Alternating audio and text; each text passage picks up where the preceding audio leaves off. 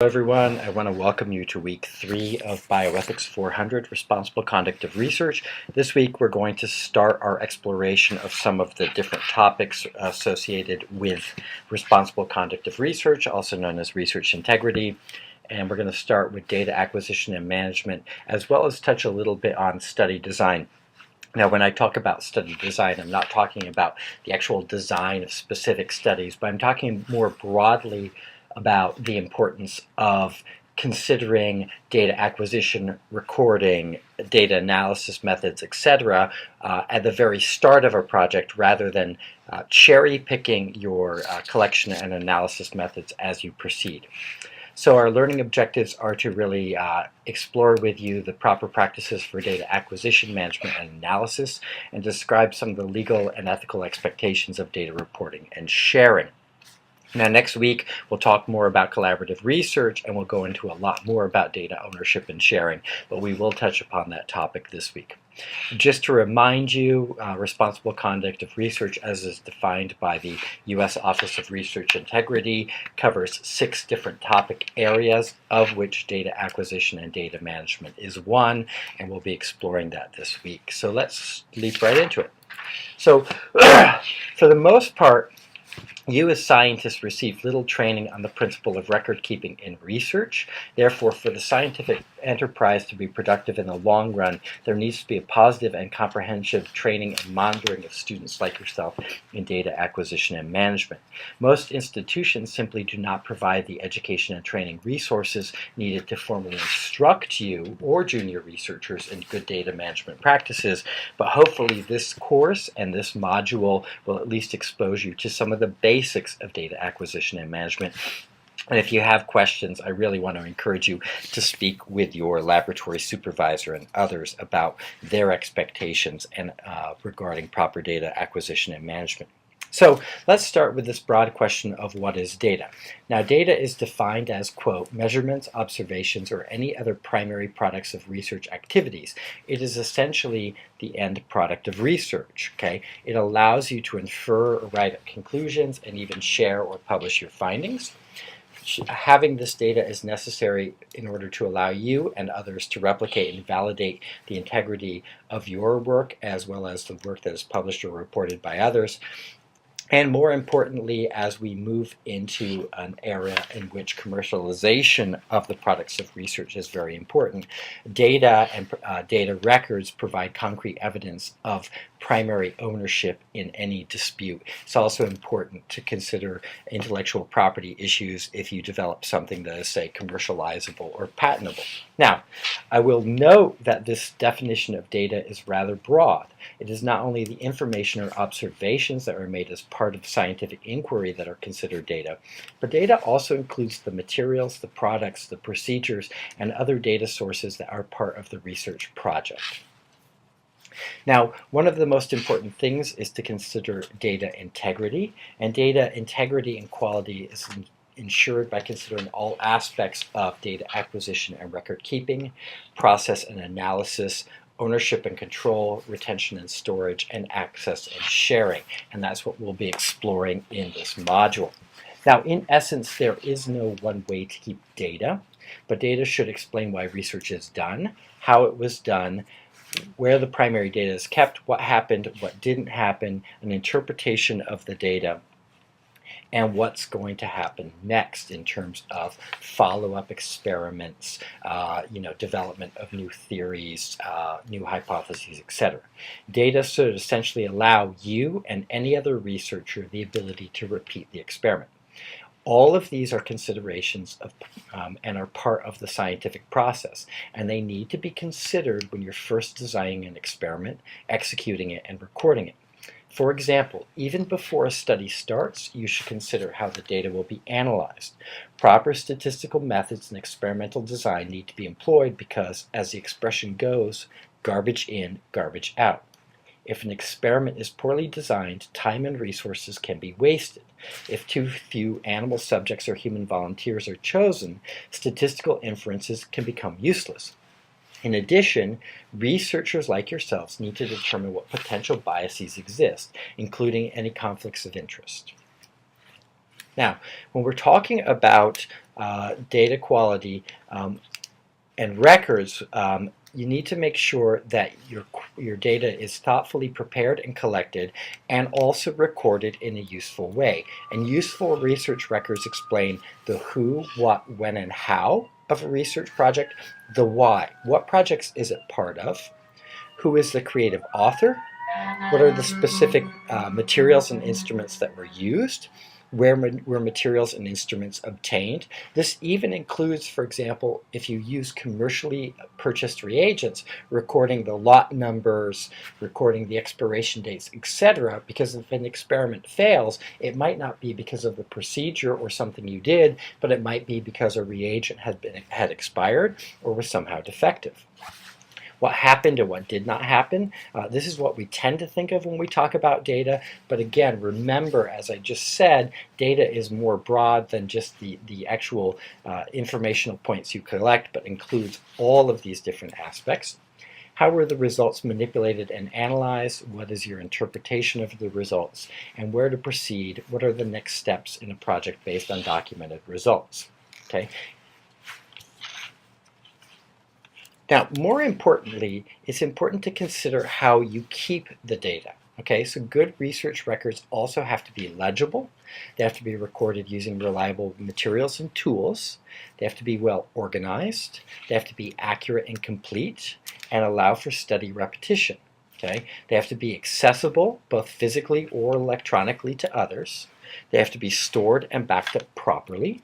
They have to be witnessed where necessary to protect intellectual property rights. Any of you who've worked for a commercial research entity, for example, will probably already know that at the end of the day, when you are filling out your laboratory notebook and recording your research results, usually it requires that every page is countersigned by another researcher in the lab or a supervisor. Okay. You also have to make sure that your data and your records are in compliance with departmental, institutional, and federal regulatory requirements where necessary, and you have to have special care when you're considering human subjects or animal subjects research. Okay. And then you have to make sure that the research diaries are of your work and your thoughts. Okay. Now, the data, it's important to consider all of these aspects. So essentially, the data has to be kept in a way that is easy to understand. Now, legally, federal sponsors of research have the right to audit and examine records that are relevant to a grant. Okay? Data can also be important commercially in new drug applications to the FDA, the U.S. Food and Drug Administration, and for patents on new technologies. Now, many experts will recommend that you collect data in bound and paper-based notebooks with numbered pages on which the time and the date of research can be clearly enumerated.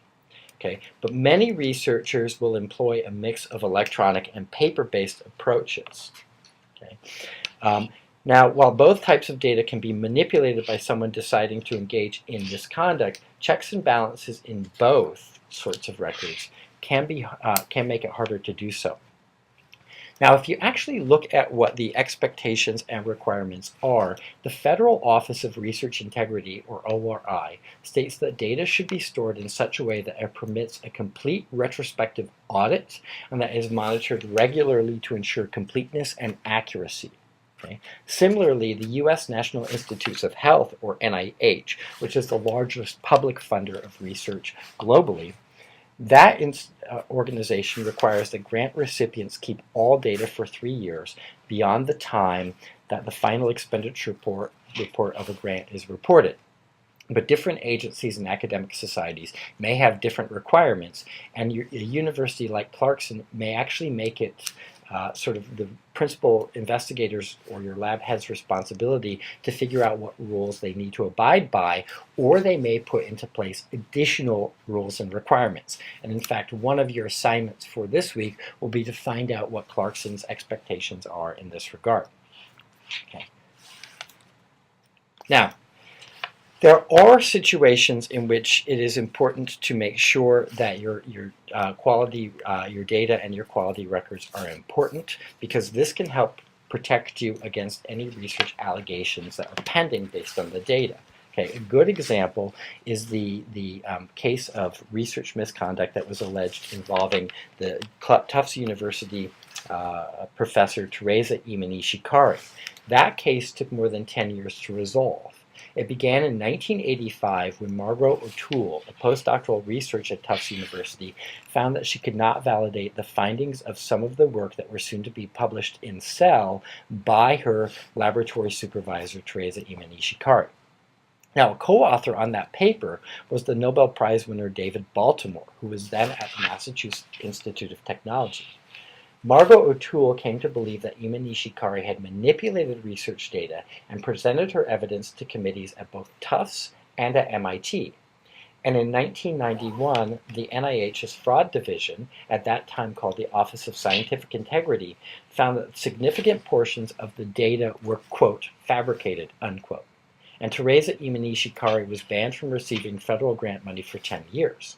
David Baltimore also resigned from his presidency of Rockefeller University in that same year, saying that he could no longer be an effective leader because of the controversy over his role in the case. Okay? Now, the Office of Scientific Integrity became reconstituted around the same time as the Office of Research Integrity, or ORI, and that organization initially upheld the OSI decision. Okay, upon appeals, however, the ORI's appeal mechanism, the appeals board, in 1996 overturned its prior decision, saying that it had not been proved that Imanishikari had falsified the scientific record, but simply that she was guilty of sloppy scientific practices. Okay. What had happened over that 10 years is that they spent hundreds of thousands or even millions of dollars investigating a case in which they were trying to prove an allegation of misconduct and fabrication or fraudulent collection of data by Teresa Imanishikari. They actually had to bring in forensic scientists to actually look at the laboratory notebooks and records, which were so disjointed and not dated that they had to do chemical analysis on the paper and on the inks used in an attempt to figure out the sequence of experiments that were done and reported by Imanishikari. So Imanishikari was a terrible, terrible note taker and kept awful records. Essentially, she would throw data sheets into drawers and then she would pull them out and analyze them as needed. And this caused a lot of consternation and caused a lot of problems when it came to trying to figure out whether or not she had actually engaged in misconduct. It took 10 years, and for a period of that time, she was denied access to federal grant money because of this, and eventually they decided that they did not have enough information to prove that she had engaged in misconduct, but they did accuse her of engaging in inappropriate scientific practices in the sense that she kept really, really poor research records. So this is why it is important to make sure that any data that you collect and any records you keep are of high quality and are managed in an appropriate way. Now, I did mention that we've moved a lot to the use of electronic or computerized data collection and storage. And so there are some expectations and requirements of how computerized data should be collected and stored. Some of the expectations that are imposed by institutions like Clarkson or by both public and private funders are that these computerized data collection systems must restrict data access and entry only to authorized individuals, okay, must control the ability of these individuals to delete or alter entries, and where all entries can be deleted or altered, must allow for an audit trail, including identifying who made any change, when the change was made, and why the change was made. It also has to be protected from tampering, has to ensure some sort of preservation of data, that is, having a backup or recovery system like an external hard drive or cloud-based server, and must have a system for generated printed copies of the data as paper printouts. Okay.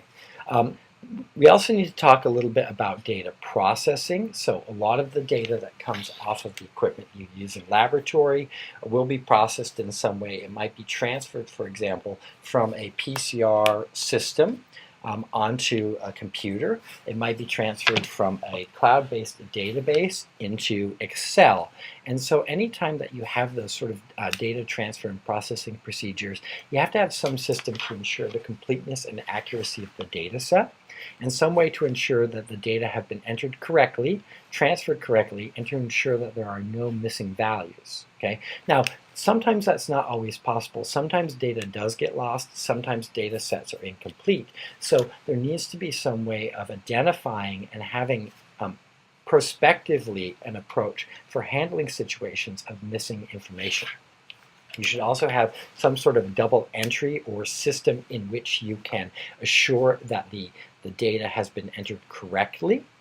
Sometimes that can be something as simple as if you are typing in the results from a computerized printout into a database or an Excel spreadsheet, having someone else in the lab double check that your entry is correct. It's very easy when you're doing data entry, particularly when you're entering a lot of numerical figures, to make a mistake or two. So it's important to have some sort of mechanism for ensuring that your data entry and processing is accurate.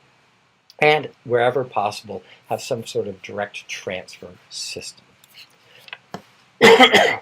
Now, one of the things that you have to deal with is you have to consider how you're going to deal with out-of-range or unexpected data. Okay? And sometimes we refer to this as outliers. Now, outliers are any observation that appears to be inconsistent with the remainder of a data set. Okay? And it is important to detect outliers in a single variable by figuring out, before you even begin the experiment, what are the minimum and maximum values for each variable that you expect. Okay? Now, most data will have some sort of normalized distribution. Either it will look like a single peak, or it may be a Poisson distribution that has a peak with a single trailing end, or it may be bimodal, etc. But you should know what to expect in the data set. And then you should have a plan for determining how to deal with the data outliers. That is, data that seems to fall outside of the normal distribution. Now, sometimes those data points may fall in outlying tails of the data, but still fall within the expected yet unusual range. Okay? Now, if you're dealing with data that tends to be a, say, a normalized distribution, a standard approach is to identify as an outlier any data point that falls sort of outside of 2 standard deviations away from the expected mean or median. Okay? And then it's usually a good idea to have some idea of how to deal with them before you even begin the data analysis. Will you, for example, exclude everything that falls outside of 2 standard deviations or maybe 3 standard deviations? Will you try to explore the cause of the outliers? Is it an equipment failure? Is it a problem with a reagent?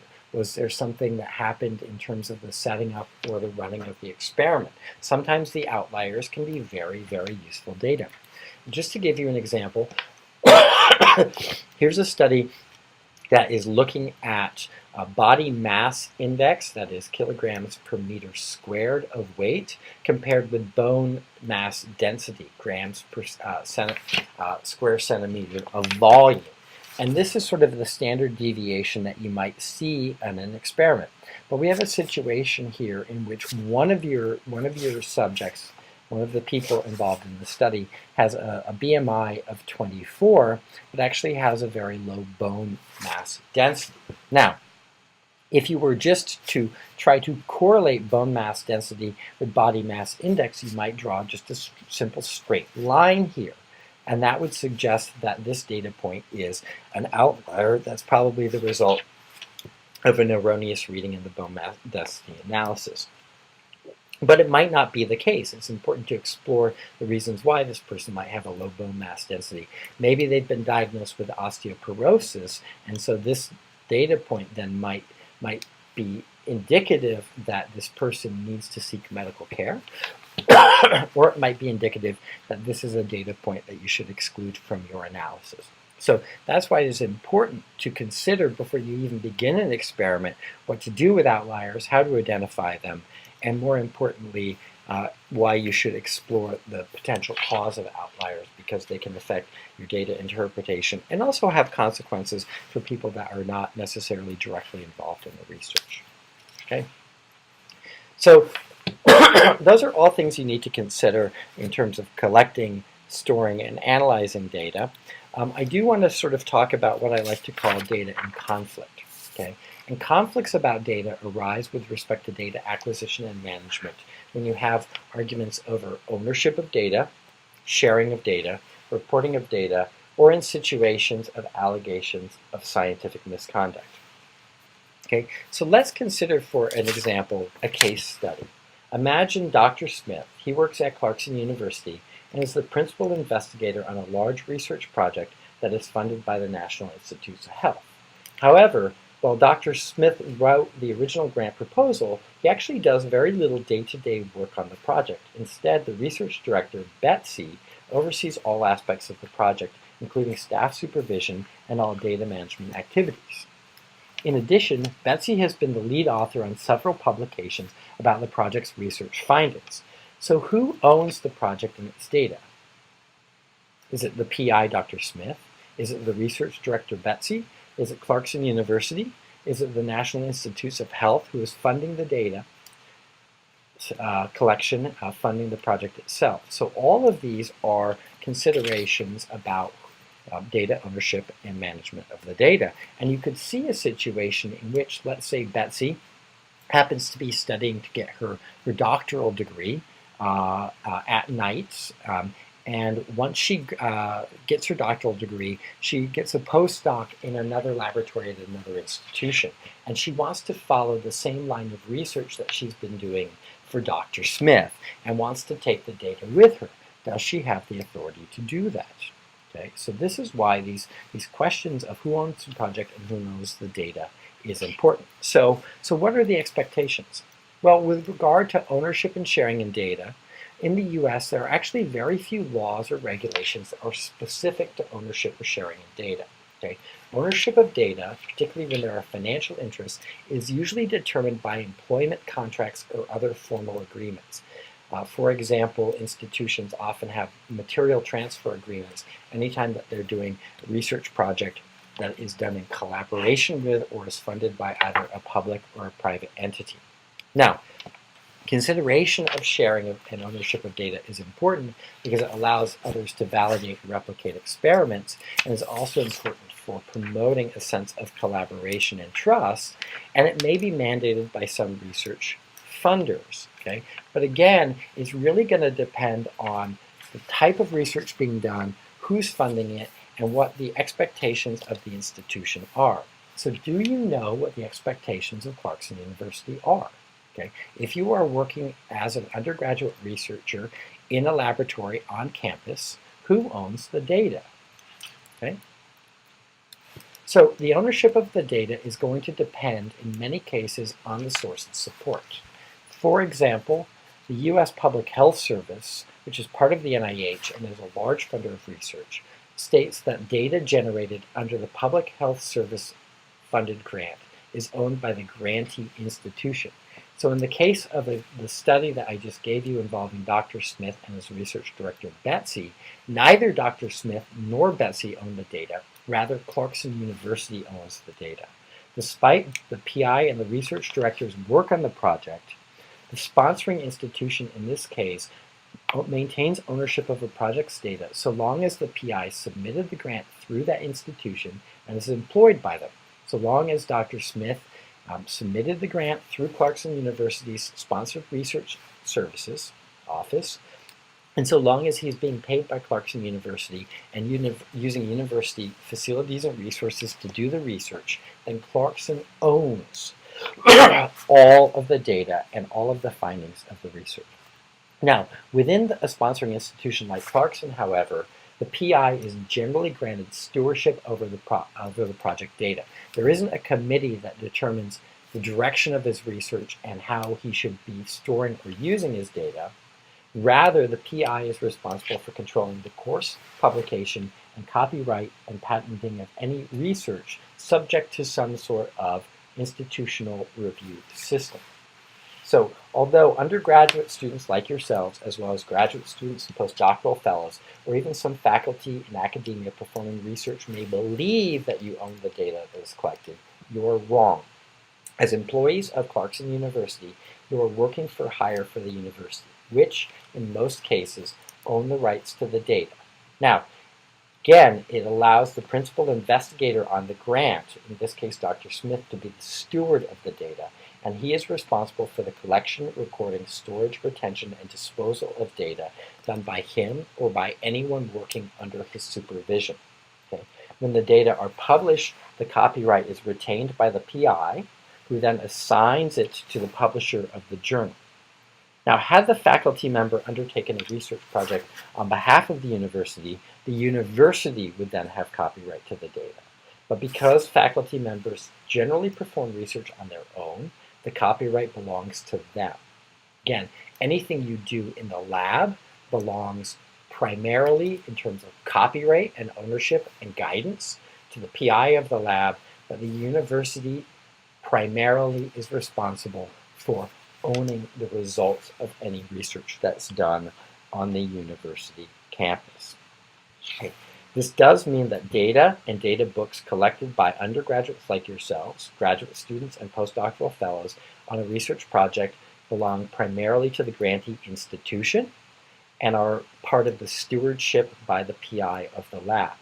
So as a student, you should not take your data when you leave a lab without making appropriate arrangements. So you need to discuss when you leave your labs whether or not you can take data with you and whether or not you can use it in the future.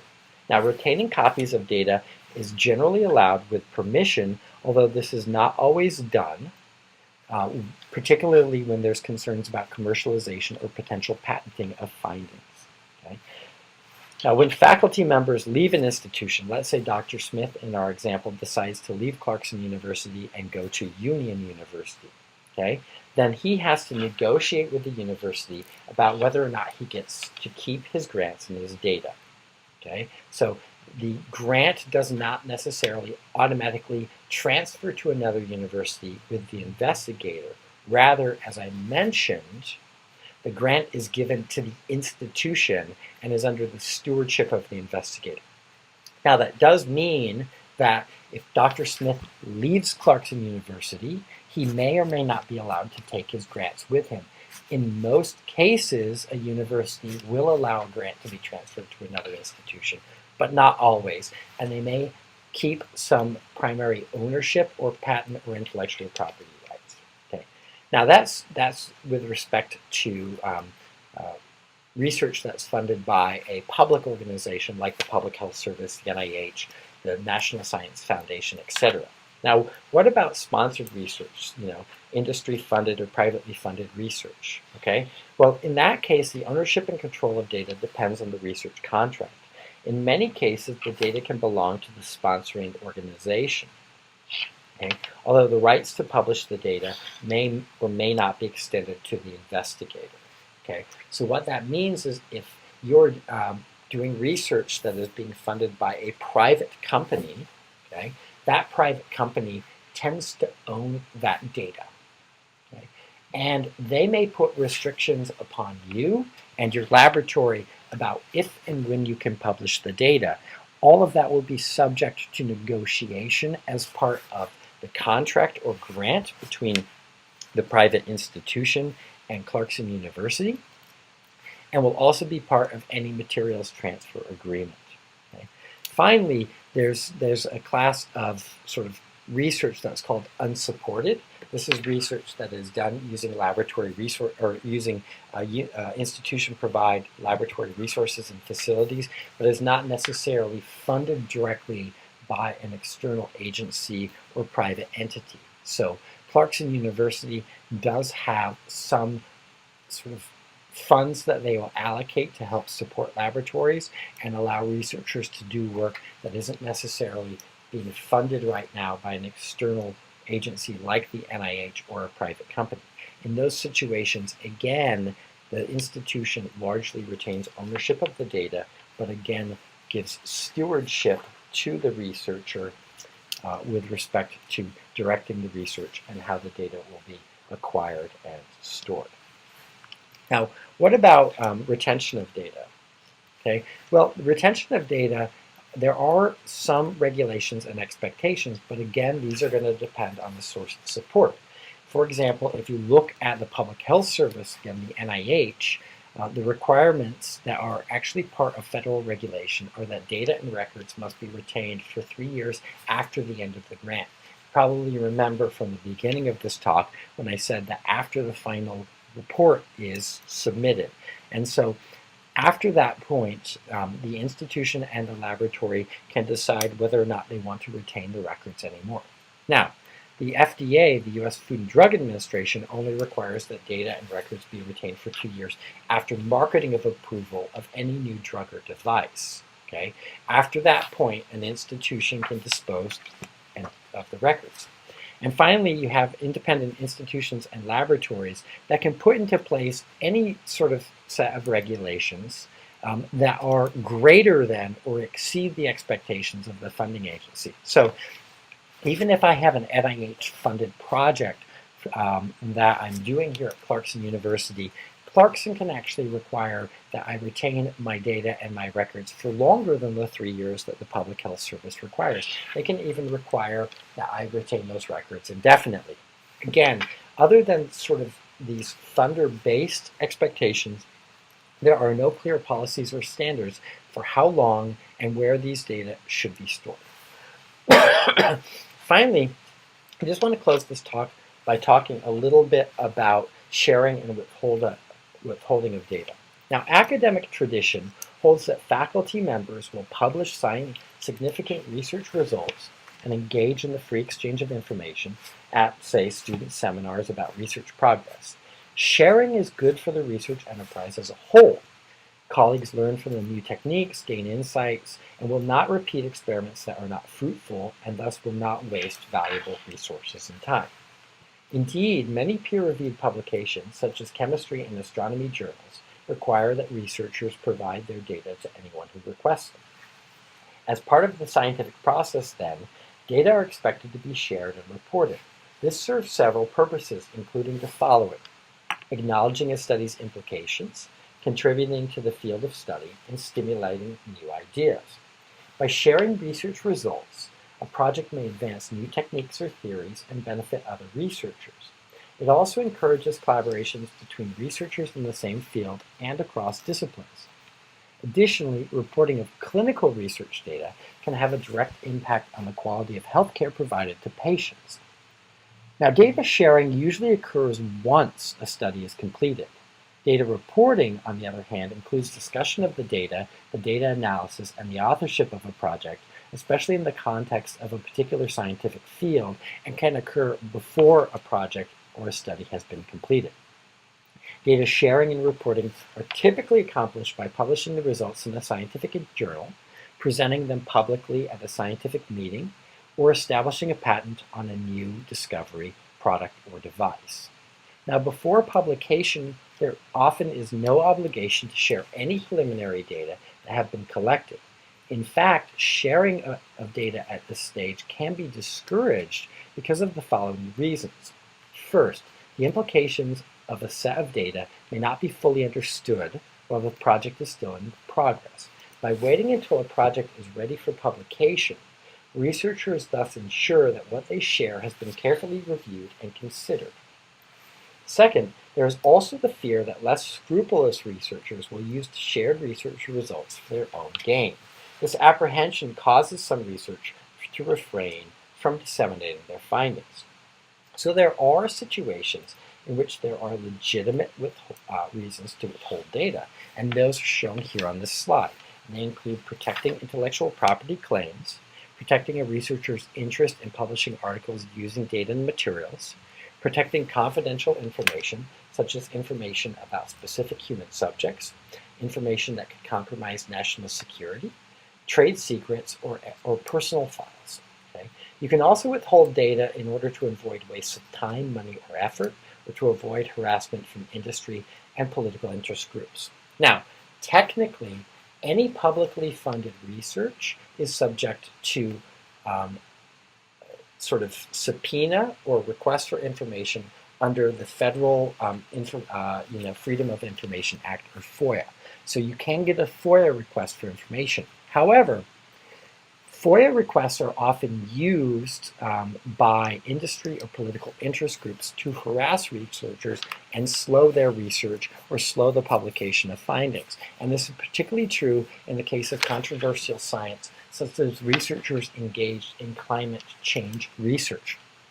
A lot of researchers involved in climate change studies have been harassed by FOIA requests from industry groups such as coal producers, electricity producers, gasoline refiners, etc. And so a lot of these researchers, as well as their institutions, can legitimately withhold data if the FOIA request, the Freedom of Information Act request, is considered to be harassing.